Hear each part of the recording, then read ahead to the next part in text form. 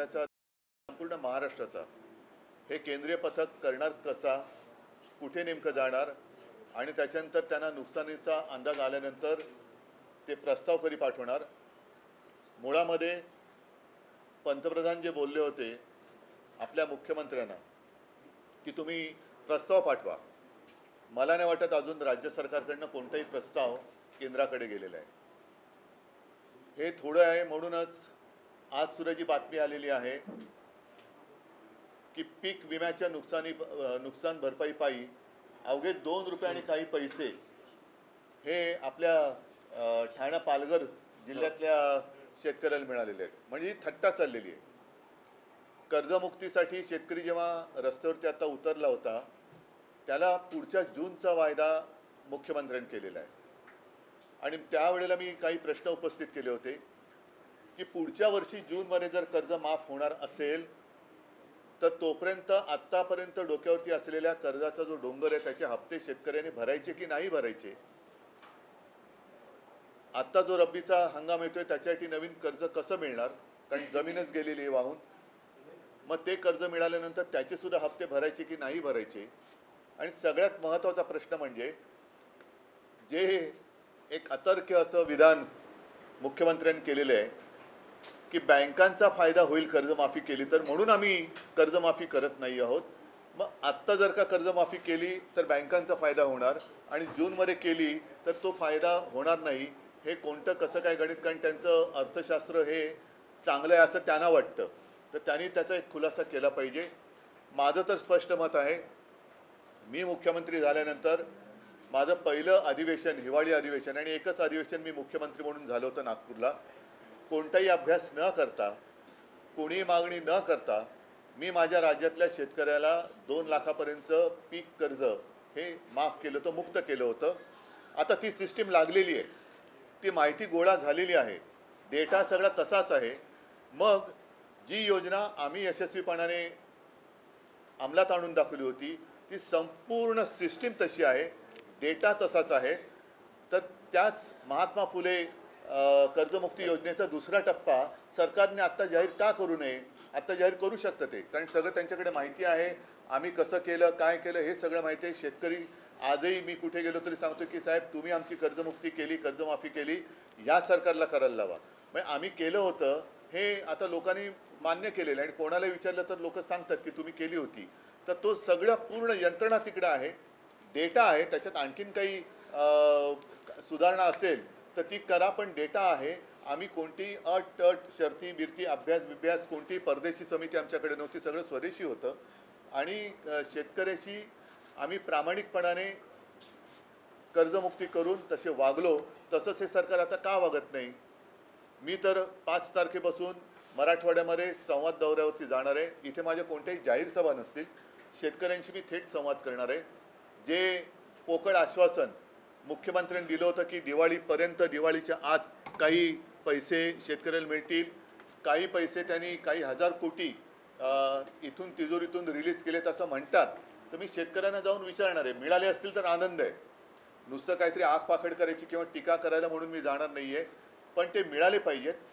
त्याच्यात महत्त्वाचा मुद्दा असा आहे की आज शेतकऱ्याला बाकी मदतीची अपेक्षा किंवा गरज आहेच, पण त्याच्या आधी ज्यांची जी खरडून गेलेली जमीन आहे ती जमीन पूर्ववत करण्यासाठी शेतकरी सांगतोय पहिले मला माती द्या, पहिले माती द्या. ती मातीच जर का अजून मिळाली नसेल तर तुम्ही पुढच्या गोष्टी कशा करणार. आणि दर हेक्टरी 50,000 रुपये हे शेतकऱ्याची मागणी आहे. त्याचप्रमाणे कर्जमुक्ती झाली पाहिजे ही शेतकऱ्याची मागणी आहे. इतर बाकी अनेक गोष्टी आहेत. मी शेतकऱ्यांना जाऊन भेटणार आहे आणि शेतकऱ्यांना विचारणार आहे की जे पॅकेज जाहीर केलं होतं त्यातलं तरी किती आलेलं आहे. कारण खरडून गेलेल्या जमिनीला 3 का 3.5 लाख रुपये मनरेगातून देणार होते. आम्ही मोर्चा काढला होता. त्या मोर्चात मी मागणी केली होती की दिवाळीपूर्वी त्या 3 लाखातले पहिले 1 लाख रुपये तरी शेतकऱ्याच्या खात्यामध्ये टाका, मग पुढचे नंतर तुम्ही देत राहा. मग तुम्ही नोव्हेंबरमध्ये द्या, डिसेंबरमध्ये द्या, असे द्या, पण पहिले 1 लाख रुपये तर द्या. तर तेही दिलेत असं मला काय वाटत नाही. तर नेमकं सरकार काय करणार आहे आणि शेतकऱ्याच्या हातात आत्तापर्यंतच्या घोषित झालेल्या पॅकेजपैकी काय मिळालेलं आहे. गाई म्हशी मिळालेल्या आहेत का, शेळ्या मिळालेल्या आहेत का, कोंबड्या मिळालेल्या आहेत का, इतर पैसे मिळाले आहेत का. मग त्याच्यानंतर रब्बीचा हंगाम येतोय, त्याचं कर्ज कसं मिळणार, त्याचं बी बियाणं वगैरे वगैरे या सगळ्या गोष्टी याची चर्चा करण्यासाठी मी मराठवाड्यात जाणार आहे. हा एक मुद्दा महत्त्वाचा आहे, कारण बाकी मुद्द्यांमध्ये हा मुद्दा मग काय होतो की अतिवृष्टी झाली का तेवढ्यापुरतं तो मुद्दा वरती येतो आणि सरकारला पण माहिती आहे की थोडे दिवस ढकलले का मुद्दा मागे पडतो. पण आम्ही हा मुद्दा सोडणार नाही. शेतकऱ्याला कर्जमुक्त करावंच लागेल. शेतकऱ्याचं जे आयुष्य उद्ध्वस्त झालेलं आहे ते आयुष्य पूर्ववत करण्यासाठी शिवसेना पूर्ण ताकदीनिशी शेतकऱ्याच्या सोबत आहे आणि त्याच्यासाठी मी पुन्हा एकदा मराठवाड्यात जातोय. हा एक महत्त्वाचा विषय झाला.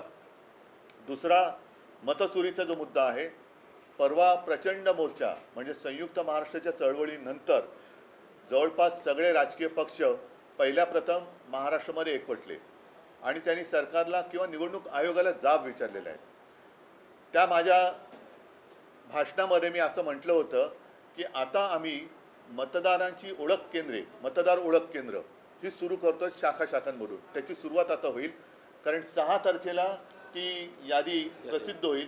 त्याच्यानंतर मला वाटतं पुढच्या आठवड्याभरामध्ये आक्षेप आणि काही सूचना असतील त्या स्वीकारल्या जातील. तर आत्ताच ती वेळ आहे, कारण आता जर का कोणी झोपलं तर तो संपला. मी माझं स्वतःचं उदाहरण त्या दिवशी दिलं की माझ्याचकडे माझ्या मतदार यादीतल्या नावाचं व्हेरिफिकेशनसाठी निवडणूक आयोगाची लोकं आली होती. म्हणजेच काय की हे सक्षम नावाचं जे काय ॲप आहे ते ॲप आणि निवडणूक आयोगाचं सर्व्हर हा निवडणूक आयोगाकडनं हाताळला जात नाही आहेत अशी आम्हाला आता शंका येते आहे. अजून आम्ही आरोप करत नाही आहोत, शंका येते आहे. आणि केवळ माझं नाव आहे त्याच्यात म्हणून निवडणूक आयोगाची लोकं ही चौकशी करायला आली.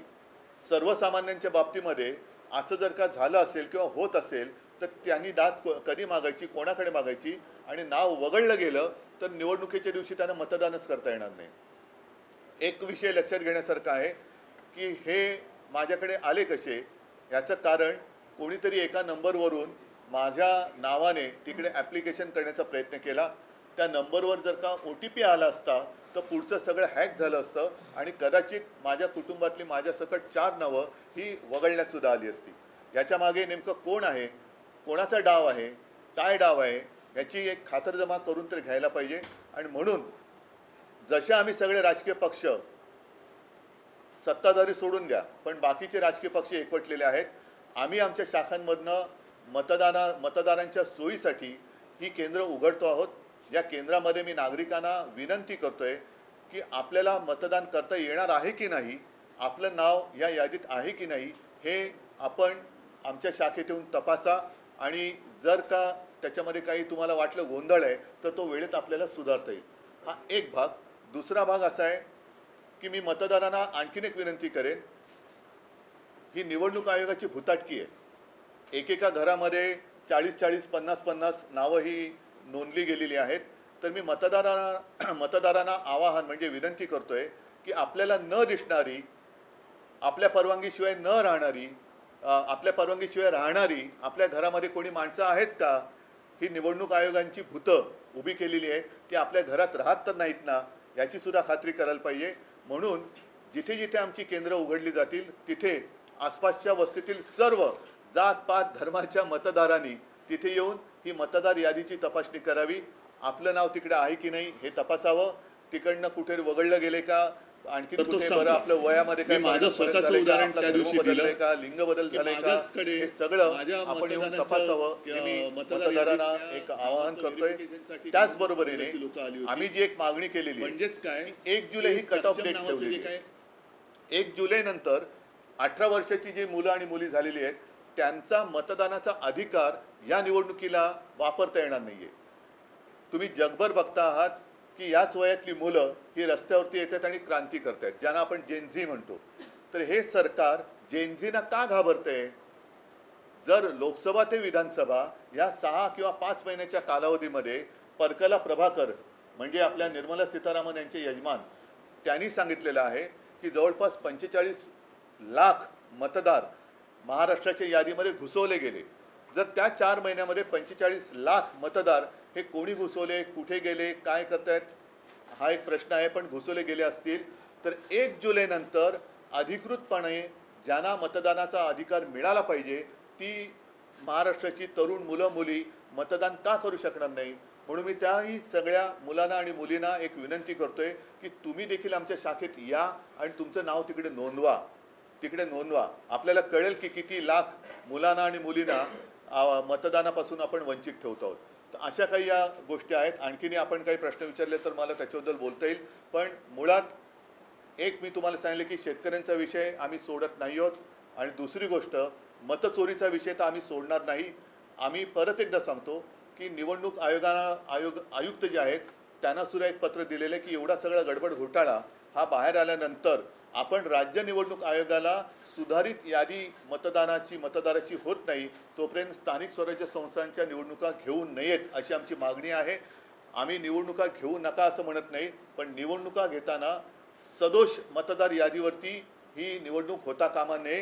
ही निवडणूक आयोगाची करप्ट प्रॅक्टिस आहे.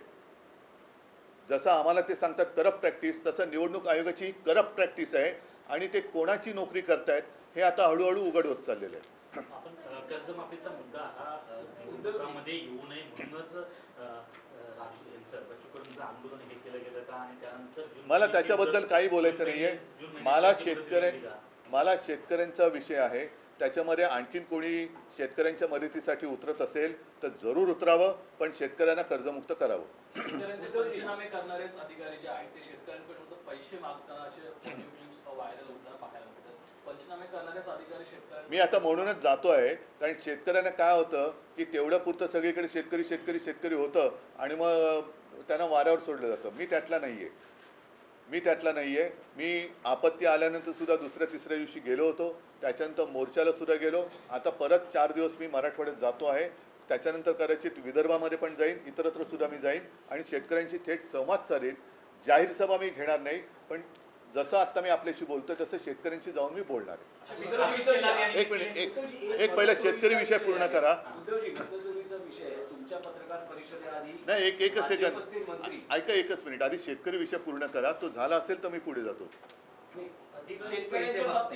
हो, म्हणूनच एकच मिनिट. अधिकारी जे पैसे मागतात म्हणून मी तिकडे जाऊन शेतकऱ्यांशी बोलणार आणि कोण असे अधिकारी आहेत त्यांचा सुद्धा काय समाचार घ्यायचा तो आम्ही घेऊ.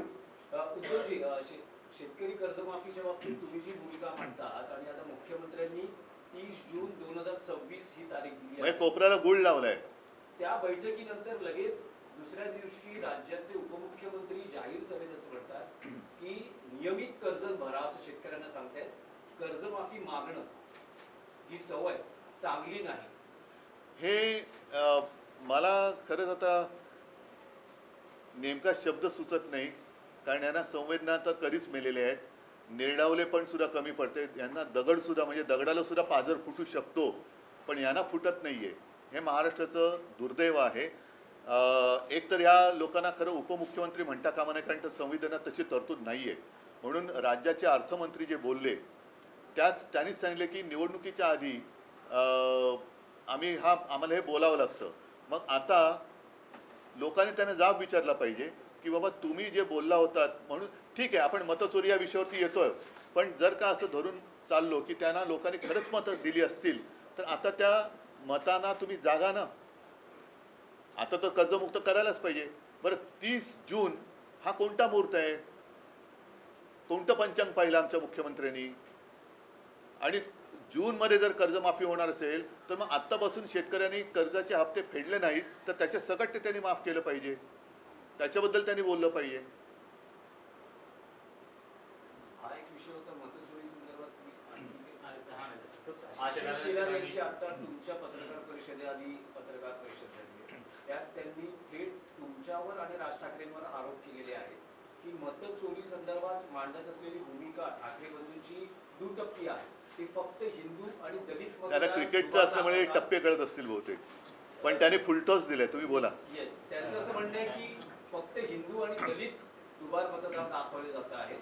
मुस्लिम मतदार जे दुबार आहेत तिबार आहेत त्याबद्दल ठाकरे बंधू का बोलत नाही. आणि दुसरं त्यांचं असं म्हणणं आहे की लोकसभा निवडणुकीच्या प्रक्रियेत सुद्धा तुम्ही याच मतांवर निवडून आलेला आहात, विधानसभेत सुद्धा त्याच मतांवर निवडून आलेला आहात आणि हा सगळा गोंधळ लोकसभेपासून झालेला. मला आशिष शेलार, मी खरं त्यांच्यावरती कधी बोलत नाही, पण आज मी त्यांचं जाहीर अभिनंदन करतोय, कारण त्यांनी नकळत देवेंद्र फडणवीसांना पप्पू ठरवलेलं आहे. कारण जे हे मानतच नव्हते, त्याच्यामुळे महाराष्ट्राचा पप्पू म्हणून त्यांनी फडणवीसांना बोलण्याचं धाडस दाखवलं आहे. हा त्यांच्या अंतर्गत वादाचा परिणाम, हा परिपाक असेल. कारण आशिष शेलारनी पत्रकार परिषद घेतली, ती सुद्धा अशा मुहूर्तावरती घेतली की काल कदाचित रात्री उशिरा किंवा आज सकाळी आपल्या राज्याचे मुख्यमंत्री बिहारमध्ये घसा कोरडा करून येणार होते. ते घसा कोरडा करून आल्यानंतर आता त्यांनी हे अमृत पाजलं की काय आरोपाचं किंवा माहितीचं, हे काय कळत नाही. पण याचा अर्थ सरळ आहे की आशिष शेलारनी सुद्धा हे सिद्ध केलेलं आहे की मतदार यादीमध्ये गोंधळ आहे. आणि आम्ही जेव्हा निवडणूक आयोगाकडे मागणी करतो तेव्हा आमचं एक वाक्य असं दाखवा की तुम्ही या मतांमध्येच सुधारणा करा. आम्ही पूर्ण मतदार यादीमध्ये सुधारणा मागतो आहोत त्याच्यामध्ये. आणि दुसरी गोष्ट काय की कदाचित त्यांची उठबस तिथे असल्यामुळे त्यांना ती नावं मिळाली असतील. आमची उठबस तिकडे कमी आहे म्हणून आम्हाला ही नावं मिळाली असतील. त्याच्यामुळे आम्ही जी मागणी केलेली आहे ती संपूर्ण मतदार यादी सदोष आहे आणि ती सुधारणा होत नाही तोपर्यंत निवडणुका घेऊ नका, ही आमची मागणी आहे. पण आशिष शेलार यांचं धाडस हे कौतुकास्पद आहे. नाहीतर साधारणतः आपल्या नेत्याच्या विरोधात बोलण्याचं धाडस हे आता भाजपवाल्यांच्या अंगात राहिलेलं नाही. हा आरोप थेट त्यांनी मोदी शहांसकट सगळ्यांवरती केलेले. कारण लोकसभेपासूनचा त्यांनी घोटाळा काढलाय. म्हणजे इतरत्र ते जे जिंकलेत मोदी शहा, अगदी वाराणसी त्या दिवशी संजय राऊत यांनी काढलं ते सगळं. तर म्हणजेच काय की सगळा घोटाळा त्यांनी केलेला आहे. आणि दुसरा महत्त्वाचा, सरकार तुमचं असताना विरोधक घोटाळे करतात म्हणजे तुम्ही सरकार चालवायला नालायकात. म्हणजे सरकार चालवायला तुम्ही नालायकात. तर हे सगळं एका दगडात आशिष शेलाराने अनेक पक्षी मारलेले आहेत. त्याच्याबद्दल मी त्यांचं कौतुक करतोय. या माध्यमातून हिंदू मुस्लिम करण्याचा एक प्रयत्न होतोय का? नाही, तो त्यांचा केविलवाणा प्रयत्न आहे. जेव्हा आम्ही अख्ख्या यादीमध्ये सुधारणा करा मागतोय त्याच्यामध्ये हिंदू, मुस्लिम, शीख, ईसाई सगळे आलेले आहेत. आणि आम्ही त्या दिवशी जी काय उदाहरणं दिली त्याच्यामध्ये एक तर उदाहरण आहे की वडील हिंदू, मुलगा मुस्लिम वगैरे ते आहे ना, हे सगळे आहे. म्हणजे इथलंच आहे, वडिलांचे नाव गोविंद शंकर माने, मुलाचं नाव दिलशाद नौशाद खान, हे आम्ही दिलेलं आहे ना. आता ह्याच्यामध्ये दोन्ही आले, हिंदू पण आले आणि मुसलमान पण आले. पण परत आशिष शेलार यांचं मी कौतुक करतो की काहीतरी नक्की बिनसलेलं आहे आणि त्यांनी देवेंद्र फडणवीसांना पप्पू ठरवून दाखवलेले आहे, ते सप्रमाण दाखवलेलं आहे.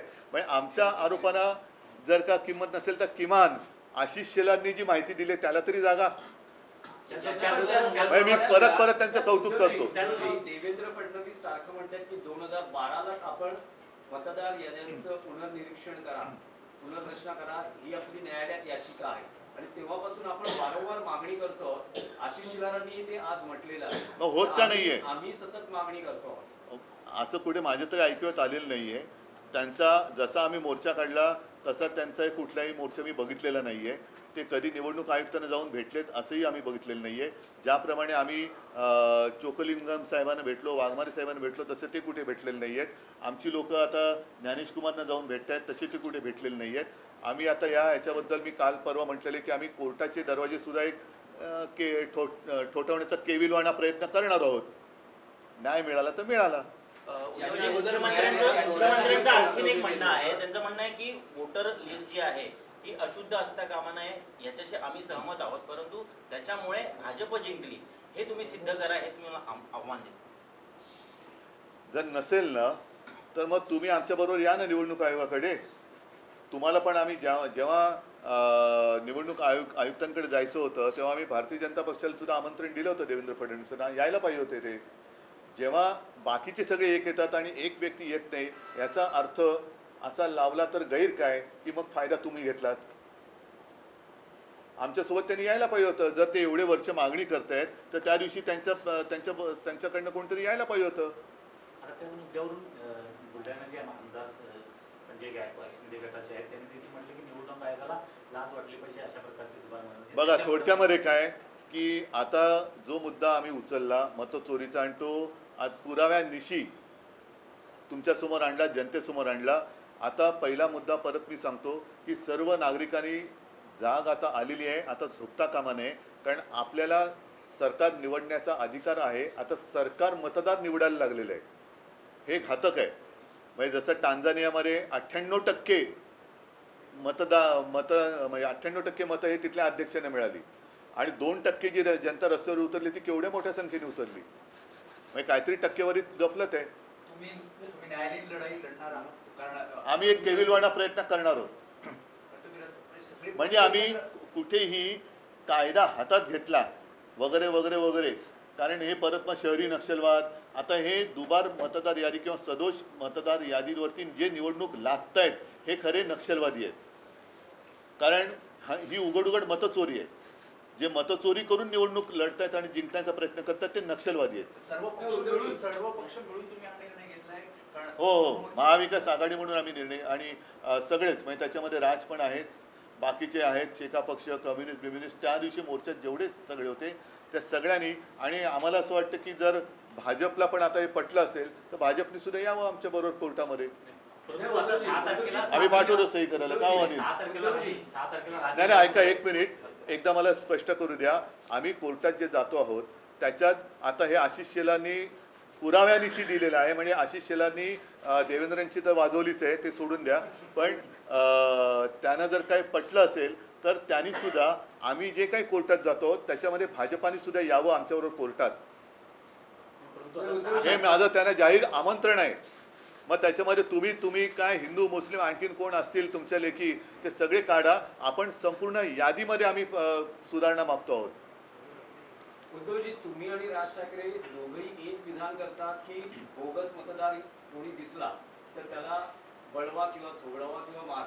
तर अशा वेळेस यावेळेस निवडणूक प्रक्रियेत किंवा मतदानाच्या दिवशी मतदान केंद्रावर प्रचंड गोंधळ किंवा कायदा सुव्यवस्थेची परिस्थिती निर्माण होऊ शकते. अभूतपूर्व पण ती नाही झाली, म्हणजे ती व्हावी अशी आमची इच्छा नाहीये. म्हणून बोगस मतदारांनी मतदानाला यायचं धाडस करूच नये.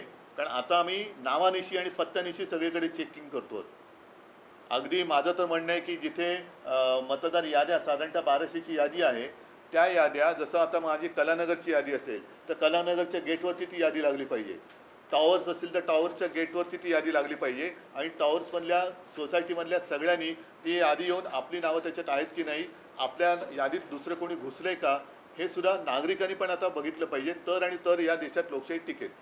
प्रश्न आहे की 12 नोव्हेंबर नाही, आता एक उदाहरण त्या दिवशी आदित्यने दिलं, घसीटाराम हलवाई जे दुकानच कधी तोडलेलं आहे, तर दुकानाच्या नावावरती 30 का 40 48 नावं मतदार म्हणून रजिस्टर झाली, जे दुकानच अस्तित्वात नाही. आता अशी जर का लोक येऊन मतदान करायला लागली तर तुम्ही कसं काय तुमची लोकशाही जिवंत ठेवणार? उद्धव जी से हिंदी में जानना चाहेंगे, वोट जिहाद का आरोप आशीष शेलार लगा रहे हैं. उनका कहना है कि मुस्लिम कह रहे हैं, लेकिन मुस्लिम दलित और हिंदू वोटों नहीं, पहले तो मैं उनका अभिनंदन करना चाहता हूँ क्योंकि बीच में हमारे मुख्यमंत्री जी ने कहा था कि ये तो पप्पू, तो उन्होंने अपने मुख्यमंत्री जी को ही पप्पू कैसे है वो आज साबित कर दिया. और किसी ने तो हिम्मत दिखाई. आशीष शेलार को मैं धन्यवाद देना चाहता हूँ. हिम्मत दिखाई है उन्होंने. जो उनका सब कारोबार चला हुआ है वो चोरी का मामला है. वोट चोरी कर कर उन्होंने सरकार बनाई है और वो उन्होंने आज सबके सामने लाया है. और हमारी जो मांग है, हमने ऐसे कभी नहीं कहा कि सिर्फ इनके जो वोट है ये काटो और इनके वोट रखो. हमने तो पूरी जो लिस्ट है उसमें सुधार करने की आवश्यकता है और यही मांग लेके हम आगे जा रहे हैं. तो कभी हमने उसमें धर्म की बात नहीं की, हमने बोगस वोटर की बात की है. लेकिन इसके बावजूद मैं आशीष शेलार जी का अभिनंदन करना चाहता हूँ कि उन्होंने एक हिम्मत दिखाई है अपने शीर्ष नेतृत्व के खिलाफ सबके सामने बात करने की. इसलिए मैं उनको धन्यवाद देना चाहता हूँ. अगर वो चाहते हैं तो हमारे साथ, हम जब अदालत में जा रहे हैं तो आशीष शेलार भी हमारे साथ आएंगे तो हम उनका स्वागत करेंगे. उद्धव जी, अजीत पवार जी ने किसानों के मुद्दे पर कहा है कि कर्ज माफी जो है चुनाव के मौसम में की गई थी, लेकिन अब जो है उसे कर्ज माफी की आदत जो है वो ठीक नहीं है किसानों के लिए, और अपना वादा जो चुनावी वादा वो पूरा नहीं. ये क्या कहूँ मैं उनके लिए. इतनी गंदी सरकार, गिरी हुई सरकार मैंने देखी नहीं थी. एक तो झूठ बोला उस वक्त, अब वोट चोरी का भी मामला सामने आया है. ये चोरी करके उन्होंने सरकार बनाई है. और लोगों को जो कहा गया था कि हम आने के बाद हम कर्जा मुक्ति करेंगे, मुख्यमंत्री जो आज के मुख्यमंत्री है उनका बयान है सबके सामने, आप ही के माध्यम से हमने देखा है. तो उन्होंने कर्जा जो काश्तकार है उनकी कर्जा मुक्ति वो तो होनी ही चाहिए. और इसलिए मैं स्वयं जा रहा हूँ आने वाले 5 तारीख से लेकर 8 तारीख तक कि जो भी पैकेज सरकार ने डिक्लेयर किया था उनमें से कितना लाभ प्रत्यक्ष रूप में हमारे जो काश्तकार है उनको हुआ है। तो शनिवार को जो आंदोलन हुआ उस आंदोलन में कांग्रेस के प्रदेश के मुखिया शनिवार को जो आंदोलन हुआ उसमें कांग्रेस के प्रदेश के मुखिया हो या तो मुंबई अध्यक्ष वर्षा गायकवाड़ वो शामिल नहीं हुए। अब सत्ताधारी कह रहे हैं कि कांग्रेस दिल से नहीं चाहता कि मन से आपके साथ और एमबीए में आए। इसलिए मैं फिर से आशीष शेलार का अभिनंदन करना चाहता हूं, क्योंकि एक तो कोई हिम्मत वाला है जो अपने नेतृत्व के खिलाफ बातें कर रहा है, तो उन्होंने अपने अंदरूनी जो बात है उसके ऊपर ध्यान देना चाहिए कि ऐसे लोग ज़्यादा देर तक आप उनको दबा नहीं सकते। एक परिसीमा होती है, अन्याय की भी परिसीमा होती है। तो शायद शेलार जी के ऊपर बहुत सारा अन्याय हुआ है इसलिए वो बोल रहे हैं, और उन्होंने देवेंद्र जी को ही पप्पू ठहरा है, तो उसके लिए उनको मैं धन्यवाद देता हूँ। तो आप पूरे महाराष्ट्र में पप्पू कौन है वो आशीष शेलार ने बताया। एक मराठी प्रश्न की 12 तारखेला पुन्हा सुप्रीम कोर्टात चिन्ह आणि पक्ष कोणाचा याबद्दल सुनावणी आहे। त्याआधी राज्यातले भाजपचे चंद्रकांत पाटील नाही, पण एक गोष्ट आणखीन एक नाही, एकच सेकंद नाही एक मला पूर्ण करू द्या की मला एक गोष्ट कळत नाही की आम्ही जे म्हणतोय की निवडणूक आयोग हा भाजपचा नोकर आहे, कारण आम्ही निवडणूक आयोगाला जे प्रश्न विचारतोय त्याचं उत्तर त्यांचे मालक का देत आहेत? त्यावर त्यांनी स्पष्टता केली आहे। आशिष शेलार म्हणतात की मी निवडणूक प्रतिनिधी म्हणून नाही बोलत आहे, पण जे मुद्दे उपस्थित हो, पण आम्ही त्यांना दिलेत ना, हे त्यांनी मग निवडणूक आयोगाने आम्हाला सांगायला पाहिजे। तुम्ही का बोलतायत? म्हणजे जो आमची जी शंका आहे, संशय आहे की निवडणूक आयोगाचा सर्व्हर दुसरा कोणतरी हाताळतोय, त्याला हे पुष्टी देणार आहे। तोच प्रश्न कंटिन्यू असा आहे की चंद्रकांत पाटील असं दोनदा म्हणाले आतापर्यंत बॅक टू बॅक। असं ट्रम्प किती वेळा म्हणालेत की मी भारत पाकचं युद्ध थांबवलंय? नाही, पण त्यांचं आताचं जे विधान आहे त्यावर त्यांचं असं म्हणणं आहे की काँग्रेस पक्ष हा गांधी कुटुंबाचा आहे, शरद पवारांचा राष्ट्रवादी काँग्रेस पक्ष आहे, शिवसेना ही बाळासाहेबांची आणि त्यानंतर उद्धव ठाकरेंची आहे, आणि मनसे हा राज ठाकरेंचा आहे। त्याबद्दल तुम्ही चंद्रकांत पाटलांचे आभार मानावे। खूप हे त्यांनी म्हणजे आता मी बोललो ना की हा अन्याय सोसण्याची एक ताकद असते, ती संपली का लोक उठाव करतात। जसं आज आशिष शेलारने केले तसं चंद्रकांत दादांनी केलेलं आहे, म्हणून मी त्यांना धन्यवाद देतो। आणि शिवसेनेचं नाव हे दुसऱ्या कोणालाही देण्याचा अधिकार कोणालाही नाही, निवडणूक आयुक्ताला सुद्धा नाही। म्हणून मी पहिल्या निवडणूक आयुक्तांना धोंड्या म्हटलं होतं, आता जर ते पुन्हा करते असेल तर या आयुक्तांना मी गोट्या म्हणेन। तो जी राज्य में दो बड़ा मुद्दा है इस वक्त, किसानों का और वोट चोरी का, और इस बीच में महाराष्ट्र सरकार ने राष्ट्रगीत के 150 वर्ष पूरे होने पर जो है तमाम स्कूलों में राष्ट्रगीत जो वंदे मातरम है वो उसकी प्रदर्शनी लगवाई है। और क्या ये तमाम मैं तो पहले दो मुद्दे पर बात करना चाहता हूँ। एक मुद्दे ये क्या करते हैं कि अगर कुछ बातें उनके गले तक आती है तो वो गुमराह करते, फिर देशभक्ति आती है। ये देश के आज़ादी का जो संग्राम हुआ था उसमें ये कोई नहीं थे, इसलिए मैंने परसों के मेरे भाषण में कहा था कि ये स्वयं घोषित देशभक्त है जो झूठे हैं, ही स्वयं घोषित देशभक्तांची बोगस स्टोरी आहे ही। उद्धवजी तुमची मनसे सोबतची युती अधिकृतपणे कधी जाहीर करतात? कारण तुम्ही व्यासपीठावर तर बोलतात, एकत्र आलो आहोत, एकत्र राहणार आहोत, मराठी माणसासाठी एकत्र आलेलो आहोत वगैरे वगैरे, पण ऑफिशियल युती कधी घोषित होते? जेव्हा जाहीर होईल तेव्हा। निवडणुका 6 तारखेला अरे थांबा ना, पण येऊ द्या ना सगळ्या गोष्टी। आता पहिला मुद्दा महत्त्वाचा असा आहे की ह्या सदोष याद्या घेऊन आता या याद्यांमध्ये एवढा घोटाळा आहे, भ्रष्टाचार आहे, गोंधळ आहे, सर्व पक्षांनी मान्य केलेलं आहे। आता हे सगळ्या पक्षांना पटलेलं आहे, तरी निवडणूक आयोगाच्या बोकांडी जाऊन बसलं पाहिजे आणि त्यांना सांगायला पाहिजे की आम्ही निवडणुकीला आम्ही तयार आहोत, तुमची तयारी झालेली नाही आहे। कारण 31 जानेवारी ही सर्वोच्च न्यायालयाने जी तारीख दिलेली त्याच्या आत ह्या जर का याद्या सुधारल्या तर निवडणुका घ्यायला पाहिजेत। सर्वोच्च न्यायालय कधी असं सांगणार नाही की वाटेल ते करा, खोटं तर खोटं, बोगस तर बोगस, दुबार तर दुबार, तुम्ही निवडणुका घ्या, असा सर्वोच्च न्यायालयाचा आदेश नाही आहे। त्याच्यामुळे या सगळ्या गोष्टी आमच्या गोष्टी ज्या आहेत त्या चालू आहेत। पहिलं लोकांना जागरूक करणं, जाग आणणं हे आमचं कर्तव्य आहे आणि ते आम्ही करतो। तो जी एक अलग सवाल, वुमेन्स क्रिकेट टीम ने पहली बार वर्ल्ड कप जीता है, उनके लिए कुछ बताइए। क्या कहूँ, बहुत गर्व की बात है। और कल मैं बीच में देख रहा था टीवी पर, और पूरा स्टेडियम, मुझे नहीं लगता है कि इससे पहले कभी इतनी भीड़ वुमेन्स क्रिकेट के लिए हुई थी। और मैं देख रहा था वो जो अपनी सारी लड़कियां हैं, क्रिकेटर्स है, क्या खेल रही थी, बहुत ही बढ़िया प्रदर्शन रहा और सबका मैं अभिनंदन करतो. अच्छा की आपने बात ये छेडी. सगळ्यांचं काल आपण महिला क्रिकेट चषक वर्ल्ड कप जिंकलो. मला वाटतं पहिला प्रथम जिंकलो. सगळ्या आपल्या महिला क्रिकेटपटूंचं मी मनापासून अभिनंदन करतो, कारण मध्ये मध्ये मी टी व्ही लावून बघत होतो. पहिल्या प्रथम एवढी गर्दी ही महिला क्रिकेटच्या वर्ल्ड कपला कदाचित झाली असेल, पण अप्रतिम खेळल्या, अप्रतिम. म्हणजे त्यांची बॅटिंग स्टाईल वगैरे सुद्धा जी आहे खूपच अप्रतिम आहे. त्यांचं सगळ्यांचं मी मनापासून खूप खूप अभिनंदन करतो आणि आगे बढ़ते रहो. अरे अभी छोड़ो ना, वोट चोरी का मैंने कह दिया ना, और क्या रिपीट करायचं. नाही पण नेमकं काय रिपीट करू. Sir what are you doing, जो आप सेंटर सेटअप करने वाले, केंद्र सेटअप करने वाले हैं, उसके बारे में. अच्छा, हाँ, जैसे मैंने परसों मोर्चा के सामने बात कही कि मैंने हमारे जितनी शिवसेना की शाखाएं हैं सारे लोगों को मैंने निर्देश दिए हैं कि हम अपने इलाके में रहने वाले जो मतदाता है उनकी सहायता के लिए एक केंद्र शुरू करें, जिसमें मैं सबके लिए आह्वान यानी विनती करता हूं. मतदाता है, आप जाकर वहां खुद भी देख सकते हैं.